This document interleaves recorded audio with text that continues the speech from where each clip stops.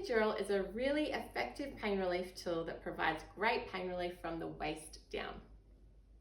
So an epidural is generally administered by an anaesthetist, and the anaesthetist will place a tiny little plastic tubing into the epidural space in the back, and this will then release a continuous infusion of drugs, including fentanyl, which is an opioid. Now, after the epidural is in place, you will then be required to lay on the bed because you will lose most of the time sensation and ability to move your legs and get up and walk around. So with this really effective pain relief also comes a significant level of risk, which we'll talk about in a moment. But it's also important to consider everything else that goes along with an epidural. So when you are requesting an epidural, you'll generally need to have a cannula inserted and some bloods taken, okay? And in that cannula, some intravenous fluids will generally be given, and there is a high chance that you'll require synthetic oxytocin as well, as an epidural can a lot of the time knock off a woman's strong contractions. Something else that will be required will be continuous monitoring of your baby to make sure that baby's heart rate is still well, as epidural and synthetic oxytocin can cause abnormalities of your baby's heartbeat. Something else that is required is a urinary catheter, since you can't get up and go to the toilet. You'll also have regular blood pressure checks, and you'll also require TED stockings to help in the prevention of blood clots in the legs, since you are not as mobile as you usually would be. So some of the benefits of an epidural, as I mentioned before, amazing pain relief most of the time from the waist down that allows the woman to have a sleep and have a bit of a rest. So some reasons for the epidural include if a woman, say, had a significant hypertensive disorder such as preeclampsia, because an epidural can drop a woman's blood pressure, this could be a life-saving tool. Another reason might be exhaustion. So as we've spoken about a lot in this course, exhaustion definitely can lead to an epidural because of that mental toll that it takes and the physical toll that it takes on the body. So sometimes the best thing will be for mum to have a bit of a rest and a sleep so that she's got the energy to push her baby out. Another reason might be if mum is not coping with the pain. Now, if mum is requesting an epidural at 4 or 5 centimeters and she's still got potentially 10 to 12 hours to go, not feeling heard and listened to and respected in that moment can actually be really traumatic. So, if it's part of the woman's birth planning and she is requesting an epidural, then it's really important that she feels listened to and heard. And again, when we have done these stages of labor, remember that this could potentially be different than if a woman's asking for an epidural at transitional, okay? But if a woman is not coping with the pain and requesting an epidural, then that is a genuine reason for one. So we've discussed the benefits, but there are also significant risks. So risks with epidural include the need for a forceps or vacuum birth. So like we spoke about in pelvis and the baby's head, when we're flat on our back, that closes our pelvic inlet up to as much as 30%, making it much harder for baby to calm down, do the maneuvers that baby needs to do and be born. So, it's not uncommon that babies do get a little bit stuck, and then that puts them into distress, and then they need help to be born via the forceps or the vacuum. Now with that also comes the risk for mum of episiotomy as well as significant tearing. So that's 3rd or 4th degree tearing, as well as significant pelvic floor damage, okay? So the other risks that are involved with an epidural are the risk of emergency cesarean section.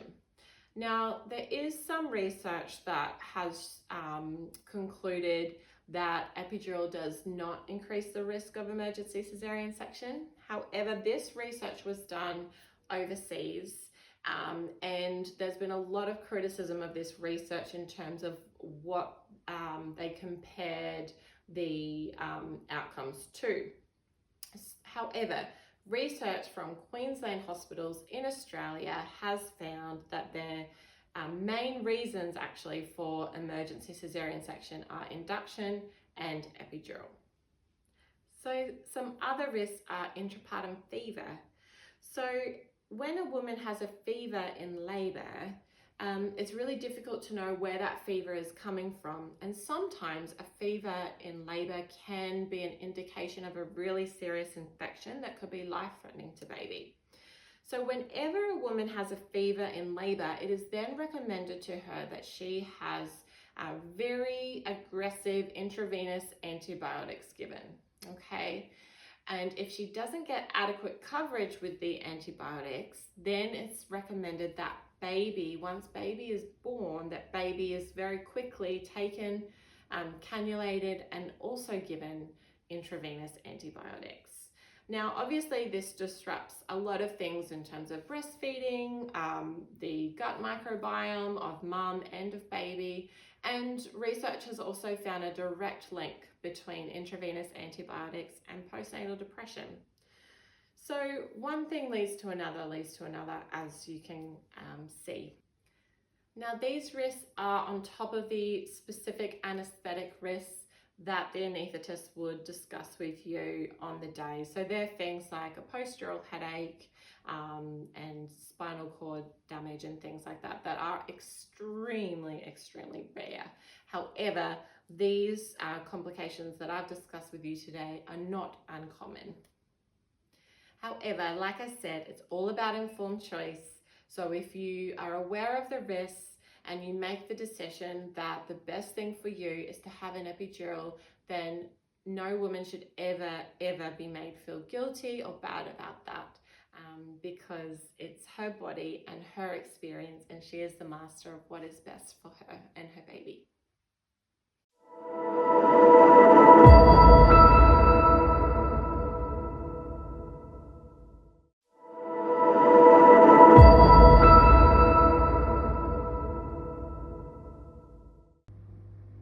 So some tips for a positive epidural birth. Consider your positioning, okay? So remember the little video that we did on the pelvis and how we said that laying flat on your back can close that pelvic inlet by as much as 30%. So try and be mindful of this with your epidural. Change your positions regularly, laying on either side and then swapping. There's also some things you can use called a peanut ball that you put in between your legs, and that helps you to keep your pelvis and your pelvic inlet nice and open for baby, making it easier for baby to come down. If you don't have a peanut ball, you might just like to use some rolled up towels or cushions or whatever it may be. And think about this when you're pushing as well. So, if you've got good mobility and good support around you and you can do it safely, see if you can go on all fours leaning up over the back of the bed or on your side, as opposed to pushing flat on your back, because that's going to use gravity and make it so much easier for you to push and for baby to make his or her way down through the pelvis and the birth canal.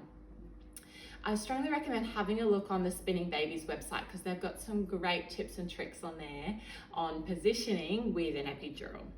Okay. The other thing is, if you can, keep eating and drinking, all right? Sometimes your healthcare provider might ask you to stop eating in case there's a need to go to the operating theatre, but if all is well, keep eating, because your body, even though you can't feel it, your body is still working super duper hard, okay? So lots of sips of water, lots of small regular meals, all right?